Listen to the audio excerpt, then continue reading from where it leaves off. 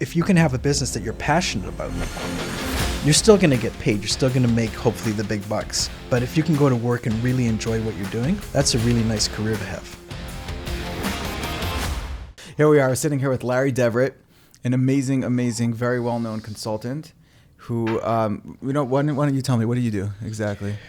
Always with consultants, always like confused, like what exactly do you do? Yeah, listen, as a consultant, you can do whatever you choose to do, any way you want to frame yourself. But I mainly do business development consulting. So I help generally startup companies or early stage companies to develop their market, which is a combination of sales, marketing, strategy, tactics to find more customers. In the end, that's what it comes down to. Business development is finding more customers, bringing more business to the table. Right. So you come into a company that they're all set up and ready to go, and they just need more clients. So you jump in there and you help them with. Well, most of the time they're not set up and ready to go.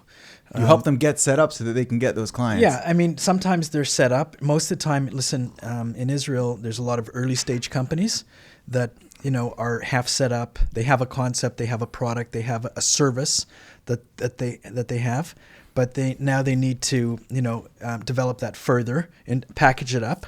In terms of the materials, the collateral materials that people can understand, whether they might have a website, but it's not that good. They might have a video or a brochure. So now we have to tighten those materials up and then go into the marketplace to find the target markets that require that service. Because marketing is not just about, getting out there and saying the right words. It's also about having your home base, your everything set up in a way that would attract people to come in. So there's marketing and sales, and people use the two terms interchangeably. Okay, marketing is the support system that supports sales. Marketing is the back end of the sales cycle. Okay, it's all of the collateral materials. It's basically the product or service. It's the website. It's the collateral materials, the videos, the brochures, etc. The social media. That's all marketing. Sales is now presenting that to the customer. Marketing influences the customer. They call it push and pull, right? So marketing should push the customer. Sales should pull the customer. And if you think of like a channel, right? Marketing should push the customer into the channel. Like they want to be there. They're intrigued about the service. From the other side, and then the sales pulls them in. Pulls them out. So pulls them into the channel. Interesting. Yeah. So when we're talking about, listen, I'm in the service business. As a consulting is a service business. So, as a biz dev consultant, perhaps I want to have 3 or 4 or 5 people working for me doing the same thing that I'm doing. So I need to expand my business as well. But my target market are early stage or smaller companies that don't have the capacity or the ability to have full-time marketing and sales people, okay, or they choose not to, and but they need to have sales. They need to have more business development. The fancy word for in the generation we live in, business development really is sales. Developing your business. Essentially, developing your business could be anything. It could be bookkeeping. Right. If you do your accounting properly, then you can you see where you're spending money and where I mean, how many people do you know call themselves salesmen or saleswomen, salespeople? Nobody does. Right, it's not the vernacular of today's generation. Today is biz dev. So that's really what it is. It's finding more customers. I've heard the term professional salesman. It actually sounds good. It was someone that talks about cold calling, and he was saying, I forget the name, and he was saying how when he experienced objection, he says, you sort of shoot back at the guy and be like, listen, I know you probably get a lot of calls from different people that are throwing at you different kind of service that you don't care about. Mm-hmm. But every once in a while you come across a professional salesman who has something of real value to offer. So it actually sounds good when you say professional salesman, but most people don't use that term at all. Okay, so to date myself, I started my career when IBM introduced the PC. It was 1984, 85, in that range. And back then, I started in the marketing department of IBM, which was a sales job. We were professional salespeople. And at that time, Xerox was like the go-to. They were the best at selling. If you were a Xerox salesman, you were like the cream of the cream. And IBM also.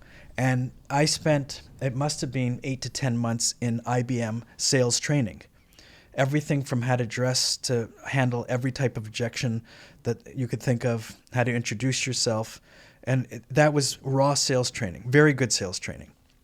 I still use it today, in terms of, for instance, handling objections. There's always objections, anticipating what they're going to be. But the salesman of yesteryear isn't really what we have today, and mainly because social media has changed the whole sales process. You know, a lot of cold calling is not cold calling. Not too many people pick up the phone anymore and make a call. There's emails and, you know, and Instagram campaigns and whatever else, right? So leads come through. They're generally a little bit warmer, and they get responded to by social media.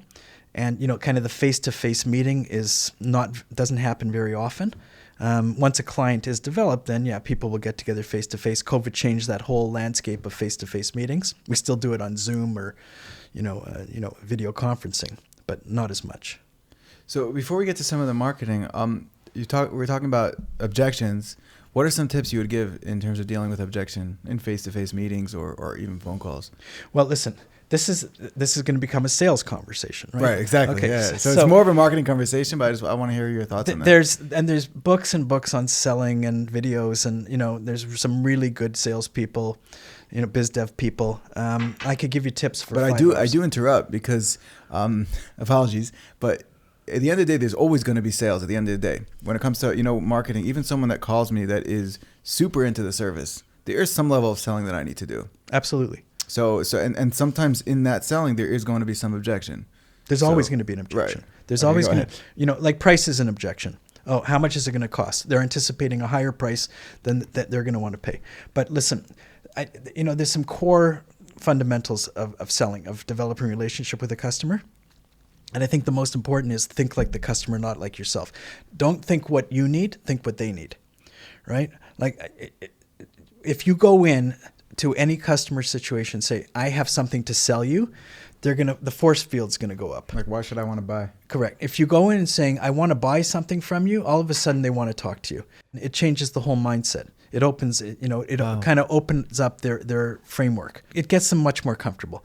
And I see this happen a lot. I know, like I have an objective. I want to sell you my services. I think you need marketing services to find more customers. So I'm going to go in and tell you what I have to offer you, and you're going to say, well, I don't know if I need that. Now, if I think like you, and I go in and I say, you know what, I've been in your business before. I had this type of service. I was an accountant, or I've done accounting, or I've been in an accounting firm. And wouldn't it be great if you had more customers who understood financial statements? And walk into their shoes. Put yourself in their shoes rather than your shoes. Now, eventually you're going to switch it around and you're going to sell them the service or product, whatever that you have that they need. I think one of the things that people miss out on is that when you're in sales or biz dev, you got to think like the customer, not like yourself. Even though you have an objective to sell them something, to sell them a service, but you got to start by thinking what they need, not what you want to sell them. And sometimes it's exactly the same. Sometimes it's different. Usually it's different. Right? So I don't, when I come to you, I don't need a video. I need more customers. The tool you're going to give me is a video. Okay? And you think it's the greatest thing. But I just, if somebody told me something else was better than that, I want more customers. And by having a video, if that gets me more customers, that's great. So when you position your service to me, you shouldn't talk about how great your videos are. You should talk about how many customers your videos got for your other clients. That's actually something I tell my team a lot. I keep repeating to them. It's like, well, the client said they want this. I'm like, the client thinks they want this, and they might be right. But let me tell you what the client wants. The client wants customers. Correct. That's what they want. They feel that this will get them more customers, but at the end of the day, that's not what they want. They don't care about it. So why do I say that? Because sometimes we might want to suggest something that we feel will be a lot better, and if we would just blindly be like, okay, no, that's what the client wants, we would be doing them a disservice. But when we understand, this is what the client wants, more customers. They don't want, the colors to be like that or whatever it is, that guy to be put over there. It doesn't matter to them. All that matters to them is that they get more clients. So so this is not, and this is in project management more than sales, but right. but it really applies across the board, and it very much applies in marketing, this would be like our segue. Well, what you're just telling me, which is totally correct. Because you're a professional in the video business, you know what the client needs. Now, they might come in and say, I want a red background because my favorite color is red. And you put a red background, it's not going to work for the type of video that they're doing. So right. You subtly suggest to them use a green or a gray background or whatever the case might be, right? That's what they need, okay? They want a red background. So you have to manage the customer to make sure that they're happy. But if you give them a red background and the video doesn't come across properly, you've done them a disservice. Yeah, it Right? reflects badly on me. It does. It reflects Exactly. badly on you because at the end of the day, they want customers. They don't want a red background. They don't want even a polished video. They want customers. And if you can give them suggestions in terms and steer them in the right direction to give them the right service, the right video, then you'll get them more customers and they'll be happy. They might not like the color of the background, but it doesn't matter. If you get them more customers, they're going to be happier than if it was a red or, So I have this scripted in my head. Write this down. When I recommend something to a client, and they, for whatever reason, they want to go against it because they have it this whatever it is. I'm like, no, we're just gonna do it that way. What I tell them, I say, listen, as the professional, it is my responsibility to tell you that I believe it is better to do it way B. If you choose to do it way A despite that, I am here to service you. I'm happy to do whatever you want as long as you understand that as a professional, I believe the better way is way B. They get to make that choice. And at the end of the day, it's really, really up to them. And some things are just out of my control. Well, they're the customer and they're going to pay the bill. And if at the end of the day, that's what they want, you have to give it to them because they're the customer. Now, but it is your responsibility to inform them in a nice way, nice professional way, that there's a better way to do it. If you think that there is a better way to do it. I come across this all the time. Somebody says, I want to do it this way. And I say, I've done that way 10 times and it doesn't work. Like I want to send 5,000 emails and spam everybody. I said, it's going to work against us. Oh, but that's what I want to do. Because I think it can, but you've never done it, and I've done it, 50 times. And I know it won't work. But if you're the client, you want to do that, we'll do it. I'm going to tell you it's not going to work. Okay. But maybe one in 10,000 times it might work. And maybe you're the 10,000th person and you're going to win the lottery ticket and let it work. Chances are it won't. It's like, and if you believe in that level of statistics, you should be afraid to walk outside when it's raining. Correct. Because chances are you're going drive to get your hit by car lightning. or anything else. Yeah. Right. It's the lottery mentality, right? There's possibility and probability. When you're in marketing, you really should go with probability, not possibility. Anything's possible. Like I can buy one lottery ticket and win the big, the big lottery, but it's not probable. Right. Life is better when you deal with probabilities, not possibilities. Okay. One of my mentors once told me that if you believe in lottery tickets, right, you believe you're going to win big, you should be afraid to go buy that lottery ticket because there's more likeliness that you're going to get struck by lightning 3 times on the way to the lotto booth. Correct. And 3 times on the way back home. Correct. Correct. And again, anything is possible, but we live our lives with probabilities, not possibilities. Like a doctor gives me a pill, an antibiotic. Is it going to help me or hurt me? The doctor hopefully knows what he's talking about. So the probability is it's going to help me, but there's a possibility it could kill me. But I go with probability because this doctor's prescribed this pill 1,000 times to 1,000 other patients who had the same ailment as me. That's how we live our lives. There's a strong probability that if I drive from here to the grocery store, I'm going to make it home with groceries in my car. But there's a possibility I could get hit and killed God forbid. Okay. Right. But we can't live like that. And we can't do marketing like that. We can, but it's reckless. Okay. So if you're in business and you go by, hey, it's possible that if I send 20,000 emails, 1,000 people are going to respond and buy my product. Okay. The probability is you're just going to get locked down. Okay. It's not going to work. That's the probability, but there's a possibility. And some people want to try it and they live by possibilities, and most people don't. As a professional in service business, your job is to help somebody understand the probabilities. Okay. Not the possibilities. Right. So let me ask you, so when you come into a company, right, at their early stages, they've done whatever they've done and they finally made that decision like, okay, we need to bring someone in and help us grow this thing. So I assume when you come in, you see a lot of things being done wrong. What are the most common mistakes you see people making? Okay, well, it's a very good question. Very good question. The biggest mistake today is bad management. There's a lot of entrepreneurs who run early stage innovative companies, and they're good at software development. They're good at whatever it is that they do. They excel in a certain thing, but it doesn't mean they excel at management. It's almost like being a parent. All of a sudden you have a kid and now you're responsible to manage your family, like to bring a kid up. So there's a lot of bad management because they don't understand what motivates a person. So, somebody could be a yeller and screamer. Somebody could be just, they're really focused and they don't manage the people. They're heads down on their computer all day long. Okay, maybe they're very bright and they're, a phenomenal engineer. But when you take over a company and all of a sudden you have employees and staff and you have to leverage yourself, if you're a one-man show and you only want to be a one-man show, you can live any way you want. If you have additional people that you're going to delegate to, then you have to delegate, you have to praise, you have to reward, you have to, give sometimes, some rebuke. And HR. Management is a very interesting and difficult skill. And there, you can take courses on learning about management. But you have to really learn about management. It doesn't just come naturally. For some people it does. But most people, you have to read about it, take a course, and really understand. When you say management, you're referring to staff management or just in general managing the business? Both. Well, the most important is managing staff, managing people. Because people have emotions, they have personalities, they need to be praised, they need to be directed. But then there's financial management, managing the cash flow of the business. There's inventory management. That's a big one, yeah.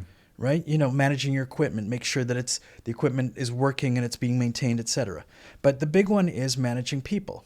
As soon as you have more than one person working for you, all of a sudden you have a team. And if you motivate people the right way, you manage them the right way, you praise them the right way, reward them, then they're going to be much more productive. And I see it's a big, big challenge for a lot of entrepreneurs who are really smart as being the engineer, but really not very good at managing people. It hurts the business a lot. Somebody might be brilliant on a spreadsheet, but they don't know how to talk to an investor. Okay, so what are some of the first steps you take when you jump in usually? Okay, well, in my field, because it's biz dev, you have to make an assessment, and most of the clients that I talk to, let's get a customer. Okay, I hired a biz dev consultant. When am I getting customers? Like, it's already been an hour. Do I have my first customer? Then I say, guys, I need to assess what's going on here. And it's really basically either reviewing the business plan that they already have or basically creating a business plan. And I'm not talking about a 50-page business plan, which I've done many of. Okay, I'm talking about a very quick summary business plan where we go through the strategy of what they want to accomplish, and then it leads to a tactical plan. And I'm not going to get into the whole overview, but they need a plan. You have to have. If you don't have a plan, you're not going anywhere. It's like taking a trip on a boat. You hit the ocean and you're just traveling, and you could go in circles. And if that's what you want to do, it's fine. But if you want to get to a destination, you need a map. You need a map. Right? GPS, and that's the same with business. If you want to, I want to grow from $0 to $1 million, dollars this year. You need a roadmap. You need a roadmap of how you're going to get there. And we know business is zigzag, right? Something's going to happen. You have an obstacle. You have to turn left. You have to turn right. So what I try to do first is create the plan or work with them on the plan. What do you have in mind? What was your objective? Oh, I have this great product, this great service. I'm really good at this, but and I want to expand. I want to make 1,000 videos this year. Well, you're going to need customers to make you could make 1,000 videos yourself and watch them, but it'd be better if you could sell them to customers. I'm going to make 1,000 videos this year. Good. You should make 2,000, right? But you're going to need 2,000 or 1,000 customers who buy 2 videos each, right?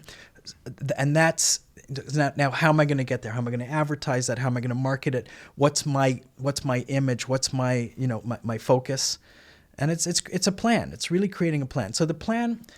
You can do a plan, in a day. You can do a plan in a week. Depends how sophisticated the business is.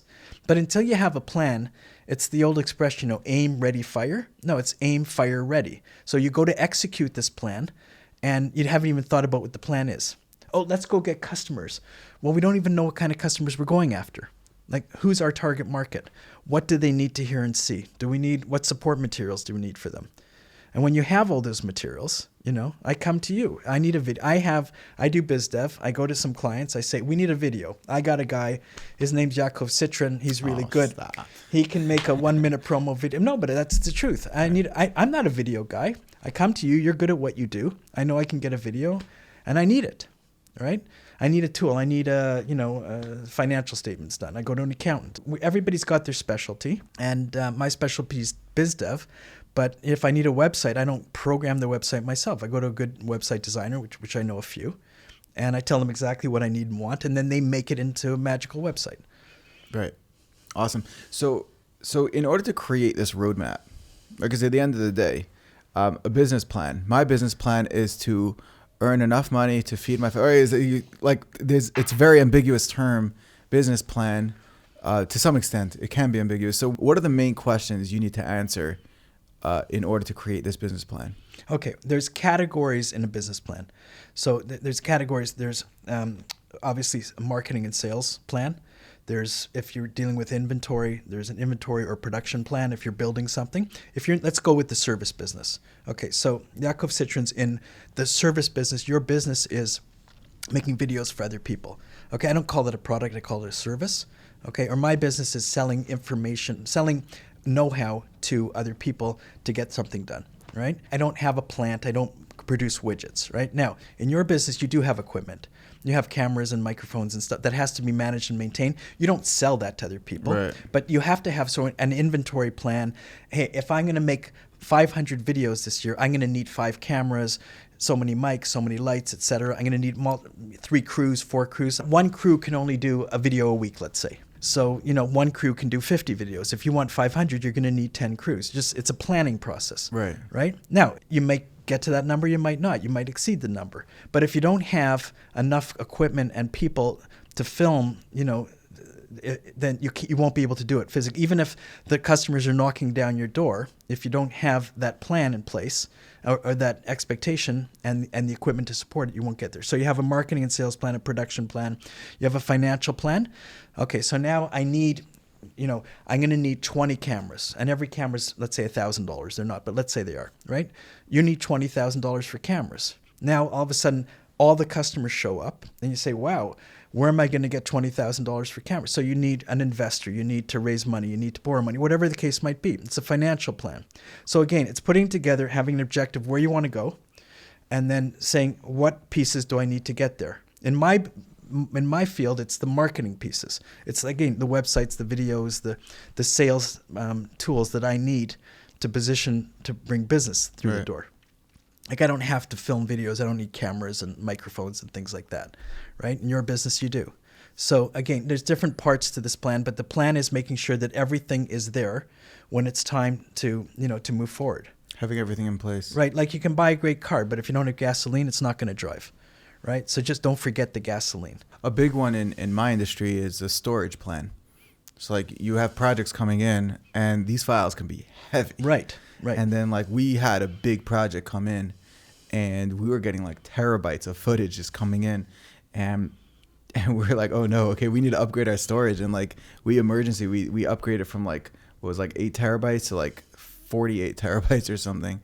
And it's like, it's the kind of thing where if you can foresee that and create a plan, you're going to have that ready in advance. Right. The more you plan, the less, stress you have. You know where you're going. Like, the Jewish people, right? I can tell you that every Friday afternoon there's going to be Shabbat. Right. For sure, for the rest of my life, right? But yet, no exceptions. Most of my friends who are Jewish people run into Shabbat. Like, oh, I forgot it's going to be Shabbat.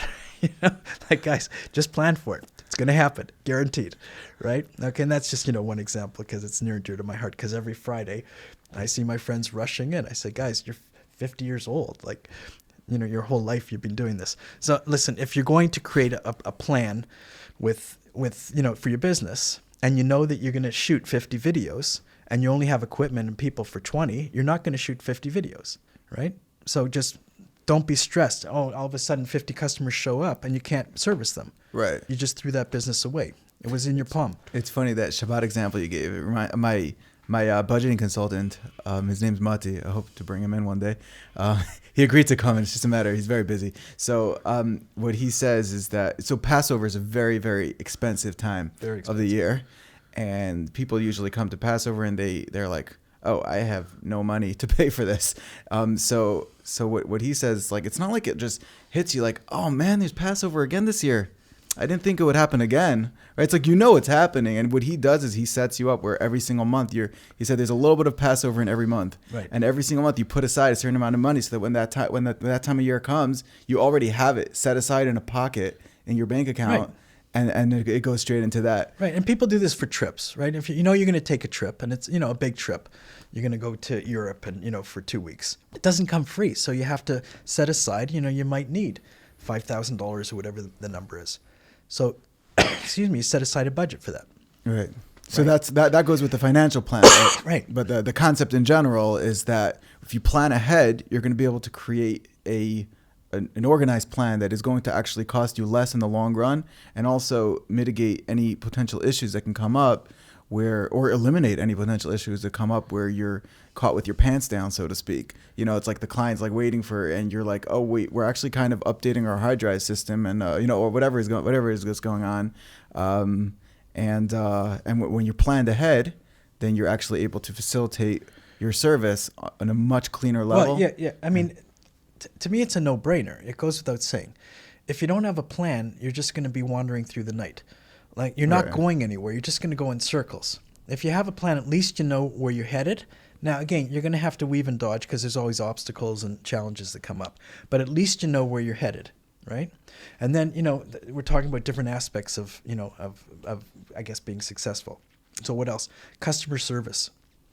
I don't know what happened to customer service, especially, we live in Israel, so we're not used to it. But, I spent many years, obviously, in America, and Canada and U.S., where customer service is still alive and well. Not as good as it used to be. But if you take care of the customer will take care of you. Just basic manners, just treat the customer well. And, you don't have to fall over them. But the better you treat your customer, the better they're going to treat you. It just comes back to I could go on about that for days. Right. And, sometimes it's hard because sometimes customers are very, very challenging, to the level of even obnoxious.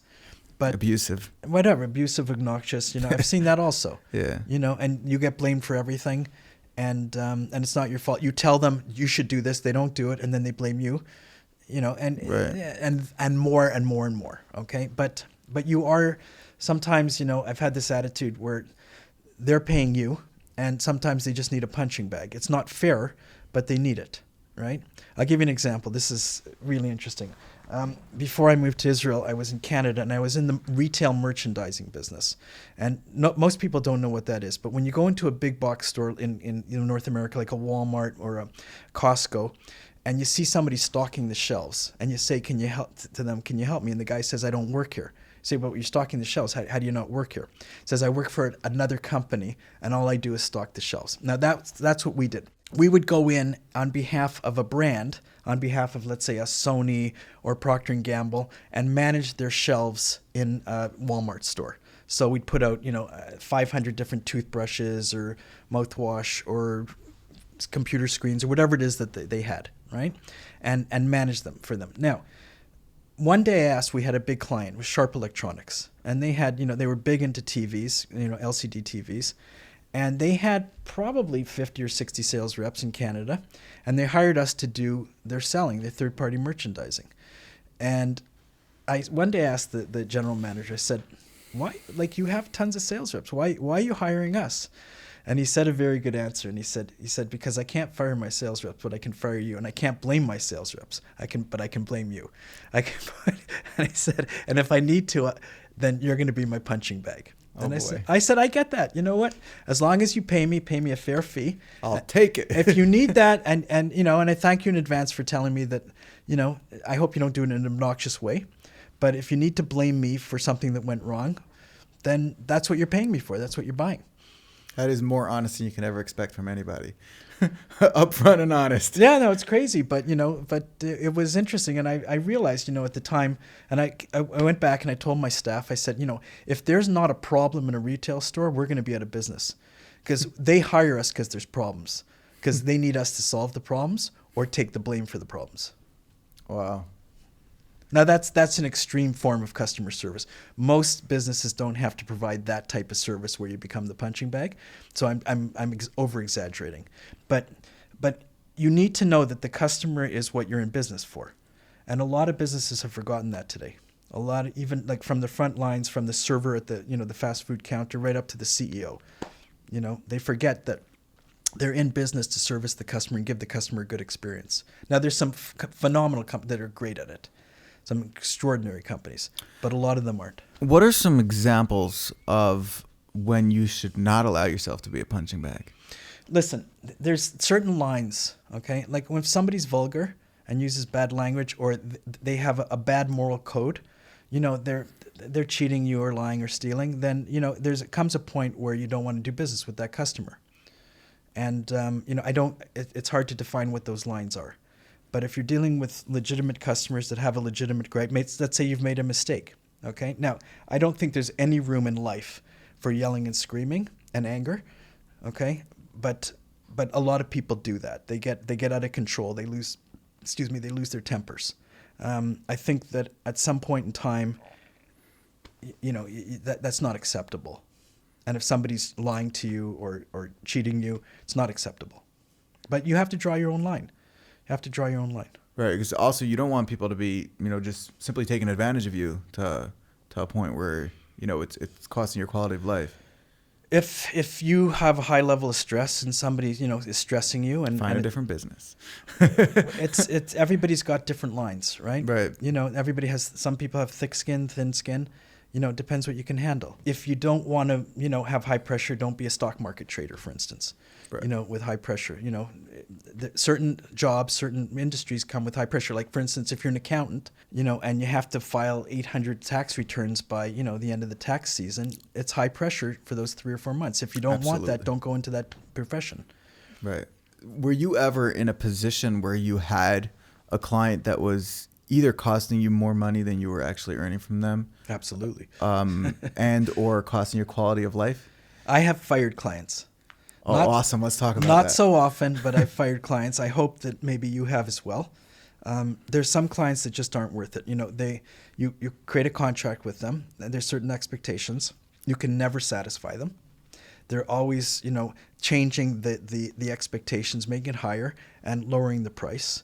And at some point in time, you just got to say, even though it's so attractive, and usually they're bigger clients, right. Like they're $100,000 client, and you just want that business. It's going to just change the entire nature of your business. Right. But they have 80 decision makers who constantly are bickering with each other. They can't make the decision. You have to answer to all of them and do what they all ask. And it costs you hours and hours and hours. And one is telling you do this, and the other was saying, no, don't do this. Don't listen to him. Listen to him. And you just go crazy. And at some point you say, I just can't manage this. Right. So, a lot of businesses have that, more so the service businesses, because you're dealing with multiple personalities. Also, with service, it's very ambiguous. In the beginning, it's very hard to really outline every single detail of the project that you're going to be doing. Totally hard. It's very difficult. Yeah. Very difficult. So how do you go about firing a client? You do it in a diplomatic way because you want to uphold your reputation as well, right? So you don't just go in and yell at the guy and say you're fired as a client. But if you can, you try to explain that I'd prefer if we can move on, and it's challenging. I don't have the resource. Blame it on yourself if you can. We don't Always have the resources. Yourself, yeah. I don't have the time. Thank you very much. I'd really like to do business with you, but I don't have enough people to be able to service you properly. So the more you can blame it on yourself, the easier it is to get out of it. If you say, you are the worst client I've ever had, and you are this and you are that, then you're looking for confrontation. It's not worth it. Oftentimes when this happens, you're dealing with someone who has some level of narcissism in their personality. Everybody has some level of narcissism. A higher level usually. So if you're going to start saying that it's their fault, you're in for a fight. So if you blame it on other people, you're looking for a fight. Yeah. It's so much easier to blame it on yourself. You have to kind of see what's the goal. You want out? Just take the hit. Yeah, I mean, you don't have to take the hit yourself. Like, you don't have to take everything on your shoulders, especially if you didn't do it. If you did a good job, but you can never satisfy them. But the more you can take, the easier it is to exit. Right. I find, and you just have to have thick skin if you want to be in business. It's not personal. Everybody gets emotional and personal about business. Okay, business it's not a marriage. It's not a father-son relationship. Sometimes it is in business, unfortunately. But business is business, and today people get very emotional. I see a lot of people, especially in, what I do, they're emotionally attached to their business, and it's their baby, and I get that. They really care about it. They're making a living from it. They're supporting a lot of people. A lot of people depend on the business, but it's business, and money comes and goes. Sometimes you do very well. Sometimes you do very poorly. It's not your health. When it starts to affect your health, then you got to really question what you're doing. Right. It's always you got to ask yourself, what's the purpose? Like, why am I in this business? And usually the answer should be not just because you have a passion in what you're doing, That definitely ideally should be the answer. But the underlying reason, the main reason why you're in business or should be in business is to, have an income to support your family and be able to do all the things that are meaningful to you in life. And the idea of running a business is to support that. Listen, my take on business is this. I think the primary value of business is to be able to earn a living for your family and the stakeholders in your business, the employees, the shareholders, the investors. Okay? Right. Now, if you can have a business that you're passionate about, that can change the world, can change some people's lives. You're a doctor, you're a service professional that you can really help somebody out. Then it makes business so much more meaningful. You're still going to get paid. You're still going to make hopefully the big bucks. But if you can go to work and really enjoy what you're doing, a lot of people go to work, they make big money, but they don't enjoy what they're doing. And some people go to work, they enjoy what they're doing, they don't make very much at all. Okay, if you can get that balance where you actually can go to work, make a decent living, and enjoy what you're doing and feel like you're changing people's lives for the better, that's a really nice career to have. Right, and then there's the extreme where people just do what they love doing, and then they don't focus on it being a business. Well, if you can get to the point where your hobby becomes your business and you just love it and you don't really even care about the money, then that's great. Well, you still need to support a family, though. Right, but if you love it and you're making really big money, that's also great. A friend of mine who's a cardiologist, he loves helping people. He loves saving their lives. He basically loves saving their lives. And guess what? There's some really big rewards in being a cardiologist. So it's not like he's, we're taking tag days for him.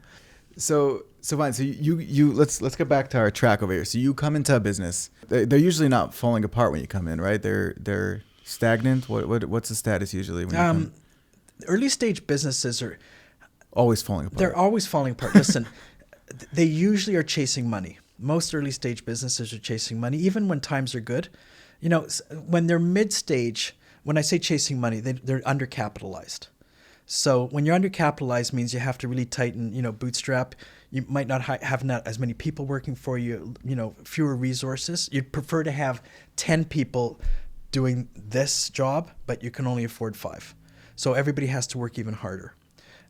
So most of the early stage businesses that I am involved with are either chasing money, they're undercapitalized, or they don't have enough staff because they're growing too fast. But they have problems. Are they falling apart? It depends who you ask. I always every problem that I look at as an opportunity because I have a different attitude. Some people look and say, oh, this thing is it's a mess, right? I say this is an opportunity, right? Because if you think everything's a mess, you just go through life being miserable. Right. Right? If you go through, wow, these guys have a problem I can solve. Now the question is, how do you solve it and how fast can I solve it and for how much money? Then it becomes a challenge, right? But most early stage businesses are a mess, to a certain degree. Right. What's your perspective on these challenges that come up in business? And give me an example of some of these challenges. In tech companies, right? They want to produce the product or the software or whatever that technology is. They have a date. I want to get it done by February 15th. And now already it's April 30th. They're a month and a half behind. There's no end in sight. The budget was, $500,000 to get this thing done, and now they're already at $1 million. They're $500,000 in the hole, and they can't see the end, right? So it's a real challenge. It puts a real stress on the team, on the financial plan, because you have all these plans that you think you're going to hit certain milestones and certain numbers, and you can't. Businesses are run by people for the most part. Okay, I mean, we're coming into a different world with AI and whatnot, but for the most part, the history of business, people run businesses, people make decisions, and sometimes you make bad decisions, and you just have to know, sometimes you have to change direction. You have to take a hard left turn, a hard right turn, and sometimes people won't do that, and they want to stay the course, and they don't cut their losses. Whatever, they dig deeper into the hole, and sometimes by digging deeper, all of a sudden, you hit the jackpot. But in a lot of cases, you just dig deeper and you never get out. Like you say, you got to. Sometimes you just got to cut your losses. You had the best plans, the best ideas, and it didn't work. So move on. And sometimes, if you stick it out, if I've listened to a lot of Elon Musk's, interviews, and I think at some point Tesla was probably close to broke, and and he stuck it out, and now it's a very, very successful company. But it could have gone the other way also. You look at, Better Place in Israel, where they stuck it out and they went bankrupt. So it's hard to know. It's hard to know what to do, but you got to make decisions. And again, we come back to possibility and probability. There's a possibility you could be successful, but the probability is you won't. So, go with probability. Okay, so now I have a question for you. You have, let's say, a clinic, health clinic, and what would you say, other than having actual practitioners that are doing the service, a secretary that's doing the bookkeeping and the booking of appointments? What would you say is the most important next employee to have, other than the people that are running the service, as in like the actual service doing it, and the management, the admin work? Okay, well, in a health clinic, obviously, the main service you're providing is healthcare. It's doctors, it's nurses, it's clinicians, people that taking blood or whatever they're doing. Okay, Right. and then the frontline workers are the people who are taking the appointments. We call them the secretaries or receptionists, whatever they are, the admin people. There's not too many other people. I mean, there's a few back-end people, like there's an accountant, maybe a lawyer who helped them structure the company, an accountant who's doing the books, right? Could you put a biz dev person in there, a marketing person? No. What I would do is I would train the receptionist, train the admin people to be good at giving customer service, right? And business like that should be systemized. Like they have to have good software so that it's easy to make appointments and easy to track. I'm not sure who else you'd put into a business like that. So let's say they were trying to land more clients, or they weren't getting necessarily the right clients and they wanted to get more of the right clients. Right. Okay. Well, listen, in the service business, word of mouth is the number one marketing tool. You do a good job, 5 people tell their friends, and then they say, wow, go to this clinic, they're the best. Go to this accountant, he's the best. Go to this lawyer, he'll give you great service. Referral or word of mouth? Well, it's referrals, word of mouth. Well, I'm making a distinction between the two, whereas word of mouth is you sort of just let it happen, whereas referral is you create some sort of program where you're facilitating the referrals, as in it's word of mouth, but you're actually doing something to make it happen. Okay, so like referrals would be on your website, for instance. You'd have, let's say, 5, hopefully video referrals, where you get a customer, a satisfied customer. Testimonials, right? Right, who goes, and films, says, wow, this is the best health clinic I've ever been to because they gave me great service and whatever or she says, and you have that video, it's a 30 or 60-second video on the website, and you have 10 of those. Now, that creates a huge amount of credibility, right? And that's something that, somebody, if today, if I want to choose a new clinic or a new accountant or a new lawyer, I'm generally going to check out their website, right? Or go on the web and Google search. Do some type of Google search, find out some type of reviews. If What are people saying? Yeah. Right. What are people saying about these people? And generally, most people do take a quick look at the website. And so if you see customers on the website that are referring and that's a setup, you're never going to put a bad referral on your website. Right. Okay. But then, you also have to be careful because you have these disgruntled customers for no reason. They're disgruntled and they'll give a bad review and somebody might see that. And so, it's challenging for the business to get past that. Right. Word of mouth is if you give a customer a really good experience, then and you can almost say to them, listen, if you have 2 or 3 friends, I'd really appreciate if you let them know that you had a good experience with us. We gave you a good service. We made you feel better. Whatever it is that you deliver. Right, and there's a way to say it where it doesn't sound pathetic. Where you sort of tell them, we our business is built based on word of mouth, and we'd love it if you could be one of those people that speak awesome about us. Now, a lot of companies opt to give rewards to people that refer them. You refer a customer, you get $5 off on your next visit, something like that. A lot of businesses can't really do that in a health clinic. Your next visit is free. I mean, it's free anyway. So, but in some service businesses, depends you what can. Free implants, no. Okay, well, I don't know if you're, an accountant and you're doing tax returns, and a tax return is $500, maybe. That you get $100 off if you're referred by somebody. If there's a set price to something. In health clinics, it's kind of hard, right? In a video business, you could do that. Right. If a video is $1,000, you could give somebody a 5% discount. Yeah, no, we do that. Somebody. We have a referral program where people can earn 10% by referring a client. It cheapens it a little bit because if you're being paid to refer somebody, but at the same time, it also motivates them, you know. Well, the idea is, the way I phrase it is that if you know that we do a good job and you know that we helped your business get to achieve a certain goal, you're essentially doing this person a favor by connecting them with us, and we're going to help them also. Right. And then just to give you some motivation, you get some kickback. Right. But, you know, if they want to do you a favor, then it cheapens it if you pay them for that favor. Right. So what I like to do actually is not to say we'll give you, 10% off, or sorry, we'll give you 10% commission. It's that we'll reduce 10% off of, if it's a current client, we'll reduce 10% from what you currently owe us. We'll reduce 10% from the balance.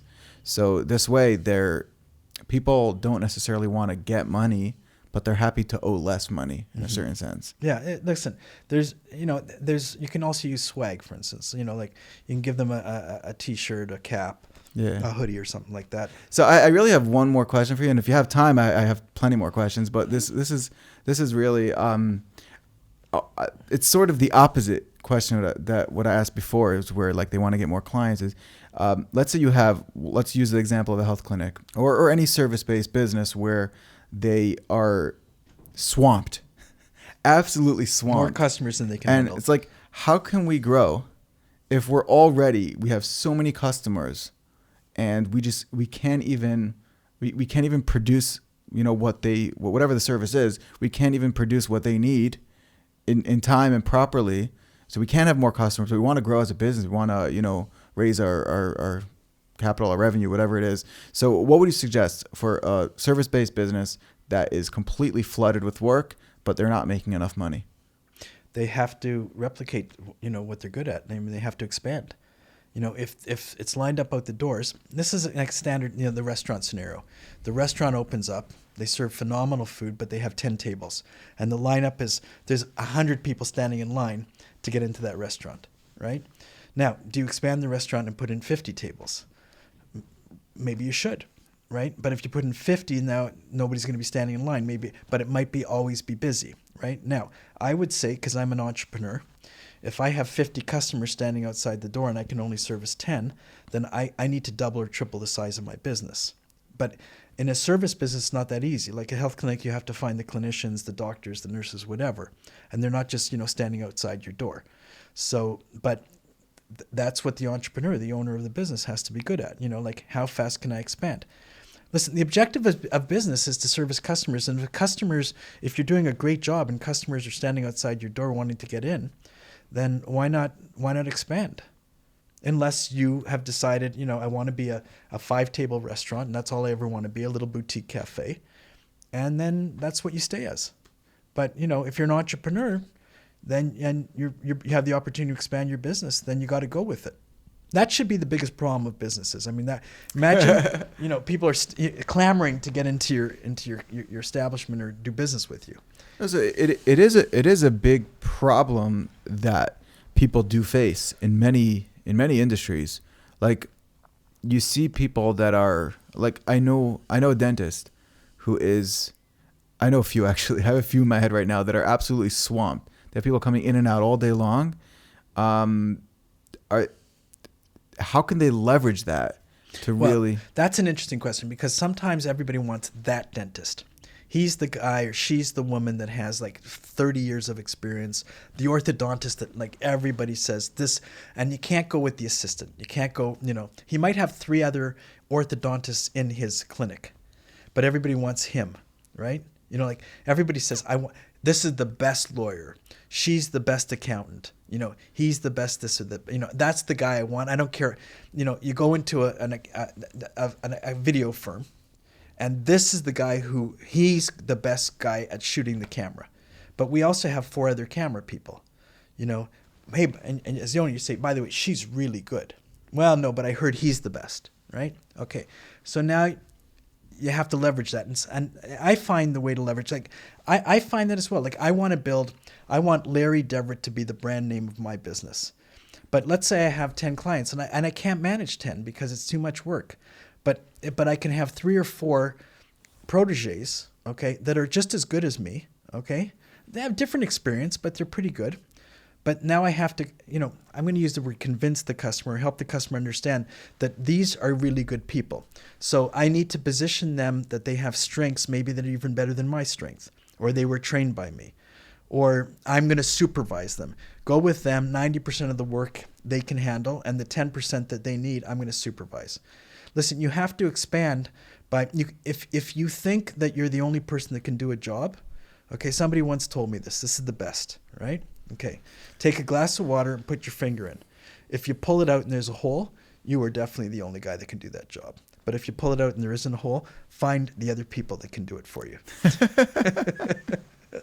Right? And I've never seen somebody who pulls out their finger and there's a hole there. I'd be very impressed if there was.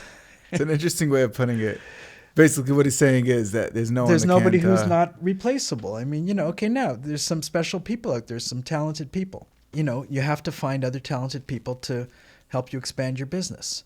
And and a really good manager, I learned this also a long time ago, the job of a really good manager is to replace themselves, is to find 2 or 3 other managers that can do the job even better than them. I have this rule in life, okay? And I'm in my 60s, and I've done a lot of things in my life, and I've had a lot of executive positions, really. Okay.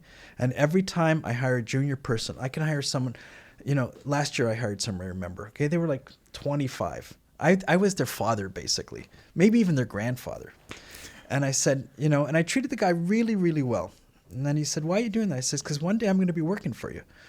I hope I live long enough, but you're going to be you're going to be better than what I do. And if you look at it that way and you develop people and not everybody can be everything, but people have core strengths. And if you find the right people and develop them and look at, the human capital, and then you can expand your business. So personally, on what you're saying, personally in my growth, I had a very hard time giving over anything that had to do with the creative process. And until it came to a point where, when I first started hiring editors, they were sort of like support staff, but every single project had to go through me, right, and I gave the finishing touches. And then eventually, it sort of transitioned into, I have my editor Ariel. He now completes projects. It's gotten to a point where in some ways he's actually a better editor than I am. I hope he's not hearing this. And I'm very confident in giving him the project because I know he's really good. And our clients that are satisfied with our products, they're satisfied with the product that he is enveloping.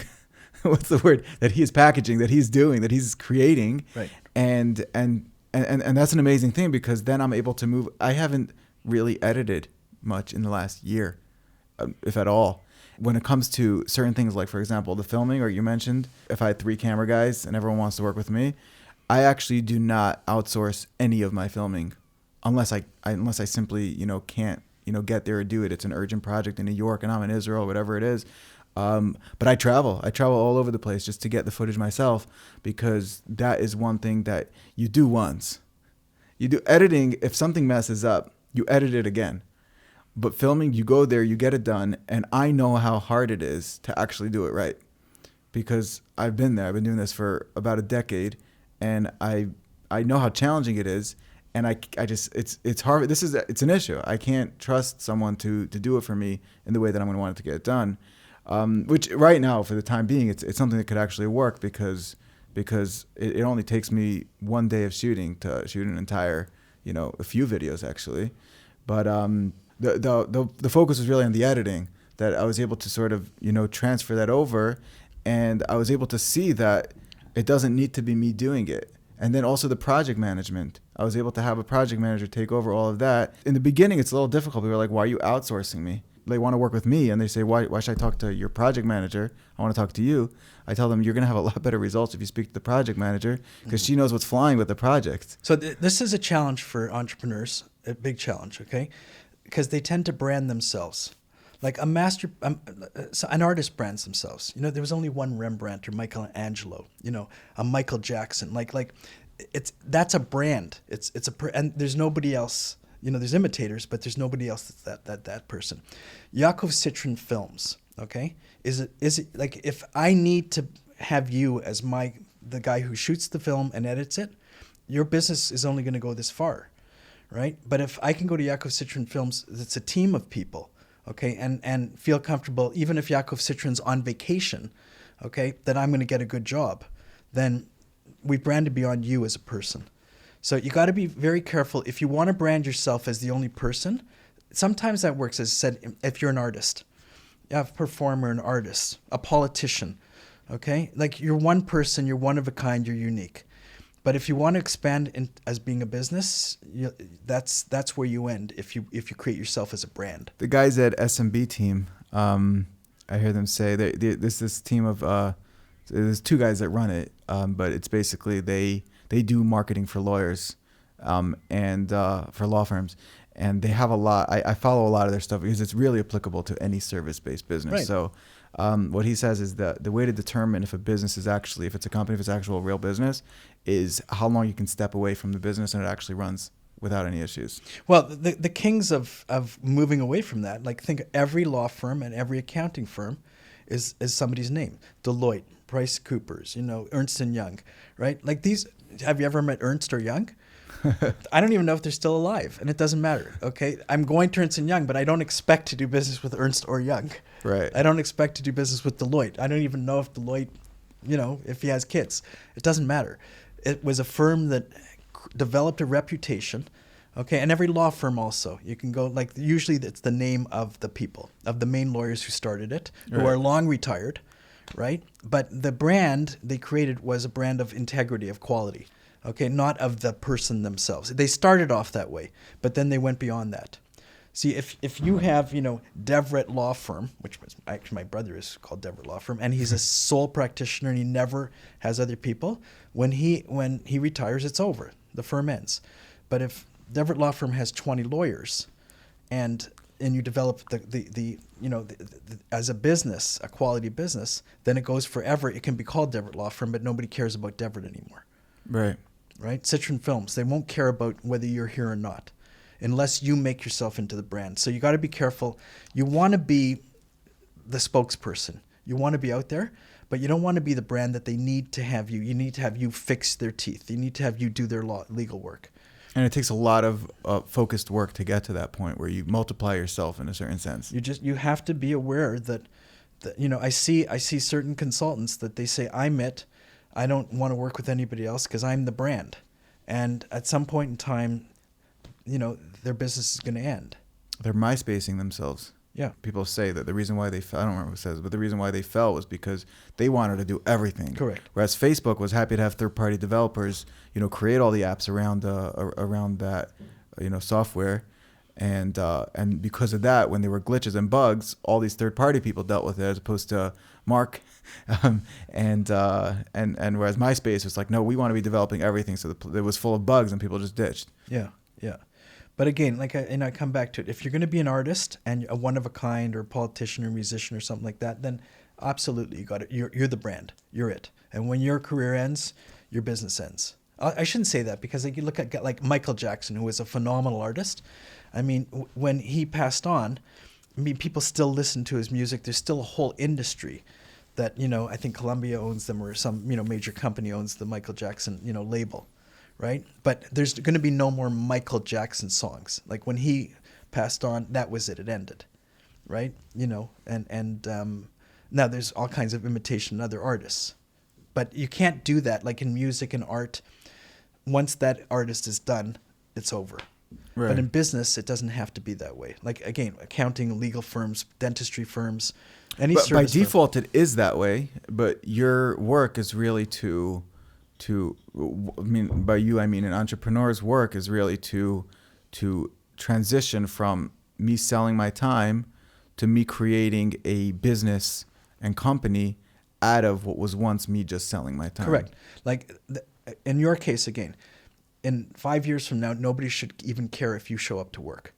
Your company will still be called Citrin Films, but they don't need to speak to Yakov Citrin. It's happened, by the way. It's at points where someone would meet me and they'd be like, Yakov Citrin, like, as in, oh, it's called Citron Films because that's your name. Like that's really the goal. Where it gets to the point where we're like, Yeah. oh, cool. I thought it was just, a lemon, a citron or something like exactly. that. Yeah. I got called a fruit in high school. I did. Yes. Well, yeah. I mean, if you know what citron means. Yeah. Yeah. So I've one more question for you, and while I'm with that, if you're doing a service, right? You're running a service. You really get to decide what price you charge, right? So sometimes there's like the market rate, and then no one goes above it or below it. But in most cases, especially in art, especially in my business, there's so much. There's such a huge range. Huge. You could have one guy do something for $100, and another guy do the same thing for 10 grand. Yep. And another agency do the same thing for 100 grand. Yep. So how does one raise their prices? How does one go about charging more? Ultimately, you want to charge more so that you can service your clients better because you have more capital to more revenue to take care of them. Right. And you can also take home a better profit and work less hours and bring in more money for for your income. So how does one go about doing that? It's a very good question. It's pricing strategy, right? And like you have like Upwork or Fiverr, right? You search video, developer. There's 10,000 people from $50 to $500 to $5,000 to $5 million. Who knows what they charge? No, not $5 million, but there's so many people out there that do things and charge different prices. Now, of course, a lot of that goes with reputation, right? So as you build your reputation and the brand, and you're known for quality work, you can up your price, right? If you're starting off, you need to be priced fairly, but you don't want to be a value price. Like sometimes the best way to win business is to undercut your competitors. If the average price, let's say you're a dentist and you're doing a cleaning, okay, in the service business, and a cleaning is $250, let's say in America, right? And you want to get new customers and you charge $200. And everybody knows the going price for a cleaning is $250. And you say, you know what, now you're going to come across as maybe, people might say, I don't want to go to this guy. What, he's going to cut corners, he's not going to use the proper tools, he's not going to sterilize. So it could hurt you, right, if you undercharge. But at the same time, there's value clients out there to say, oh, wow, I can get a clean. Now, if you can convince them that they're going to get the same service at a lower price, maybe you'll win. But most people will say, wow, I'm going to get a worse service because he's undercharging. There must be something wrong with it. So it's dangerous to undercharge. Same thing with overcharging, though. Right? Well, I mean, I could get a cleaning for $250. This guy's charging $400. Like, why am I going to him? Even though, like, the cleaning could be much better. I don't know how you make it better, but maybe use better tools or a better experience or whatnot, right? But there comes a point where you overprice, where you're out of the market. Now, when you're dealing with art, like if I need a video and it's a 1-minute video and the going price is, let's say it's $1,000. Right? And, and you're charging, $50 on Fiverr, I'm going to be very wary if I'm going to get a good quality product. If you're charging $750, I'm not going to be as worried. Okay? If you're charging $5,000 and most of the videographers out there are charging $1,000, then I got to really understand what it is that you're giving me that I need to go to you. Okay? Now, people will go. We know there's a luxury market. People will spend 10 times average price if they feel there's value in it. That's why you have luxury goods. You have luxury watches and jewelry and cars and trips and consultants and psychoanalysts and whatever else, doctors. Like I can go to a clinic and get a checkup and it's $500, and I can go to another clinic, it's $5,000. What would you say is the main criteria that people would spend more on? It's not value. criteria, the main. Yeah. People feel they're looking for a value equation. Why, they'll say, why do I need to spend more? What am I getting when I go to this service provider? Like it's classic. I use a lot of lawyers, right? That's the best firm. You go to this firm, and they're in the top floor of the 59th floor of some office tower in downtown Tel Aviv or New York, right? They charge 5 times the price of another legal firm, but they have the best lawyers. Now, I don't know what makes them the best lawyers, but they always win in court. They have the best marketing. Whatever. They're a luxury firm. They're a higher end firm, and people feel the perception is that they are. Now, maybe they are. Perceived value. Perceived value. If the customer perceives that the value's there, then they're going to be willing to pay the price, right? But again, on the low end, If the price is too low, then they will perceive that the value is not there, that the quality is not there. Right. So you got to be. It's dangerous to underprice. Okay. I think it's more dangerous to underprice than it is to overprice. I really resonate with that for sure. Cutting myself short, but yeah. What would be the difference between overcharging versus being a high ticket version of something, meaning being like boutique versus that's overpriced? Listen, if like in the film business, for instance, let's say you've won an award, like you've submitted some of your work to a festival or something like that, or some organization, some chamber of commerce says, "Wow, Citron Films did a great job." Like I watch a lot of the old style TV commercials, like like on the Super Bowl, they'll spend $5-10 million producing a commercial. It's like more than a movie for a 30-second spot because it's such an important commercial. And then afterwards, they'll play the commercials and they'll have all these critics deciding which one was the best and give an award like this was the best Pepsi commercial or Doritos commercial or something like that, right? Okay, now that's big league stuff, right? But if you've won the credibility and people have said this is the best, these guys are the best, then you're in a higher league. But you need a third party. You can't just self-proclaim that you're the best. Yakov Citron says he's the best filmmaker. Okay, that's great. Okay, but if 10 other critics or 10 other experts in the industry say this guy is the best, you go to him, all of a sudden your value proposition increases. So the more you can be out there and the more people can recognize the quality of your work, the value of your work goes up. It's about quality. It's about what people need from you. If you give them a better version of it, then you can charge more. So essentially what you're saying is that if someone wants to charge more, they first need to make sure that they are giving a product that is much better than the market, and then they can just charge more than the market. Correct.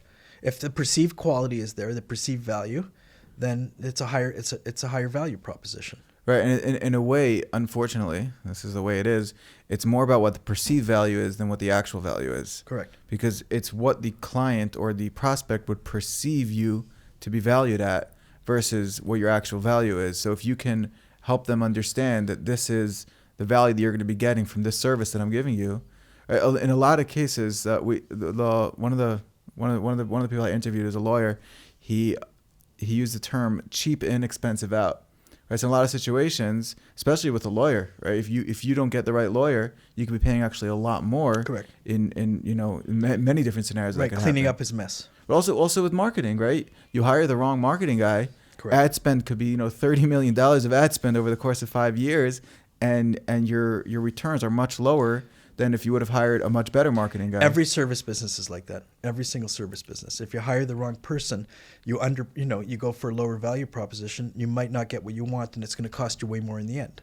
Right. So if you can help the prospect understand that hiring you will bring them a lot higher returns than the difference in price that you're charging them. But how do you help the customer understand that? Exactly. If you self-proclaim it, how do they know? They're not necessarily going to believe you. You have to If prove others it. people proclaim it, other experts, then all of a sudden it raises your profile, right? So you need a third party. That's why you have referrals, customers real customers who say, I dealt with this guy, it was great experience, great quality product, great service, right? Right. But it's very difficult to self-proclaim and get people to believe you. Absolutely. Right. So again, word of mouth, referral, awards, things that make you more credible and raise the profile of your service, of your offering. Amazing. Okay, I think I stole a lot of time from you. Thank you very much for coming. I really appreciate a lot of beautiful, valuable advice. Also advice that I could take, in my own business, and advice that hopefully a lot of people that are listening to this can really benefit from. This has been Larry Deverett. Maybe you want to give a little bit of a self-promotion? My name's Larry Deverett. I'm a biz dev consultant. How do people find you? People will find me. I do have a website. It's called deverettconsulting.com. When I'm busy, I tend to take it down because I don't want to do too much work. But deverettconsulting.com, that's how they find me. So look it up every single month. If you see it's down, keep going on every week. Every week. Anyway, thank you very much for joining and watching this. This has been Larry. Thank you very much.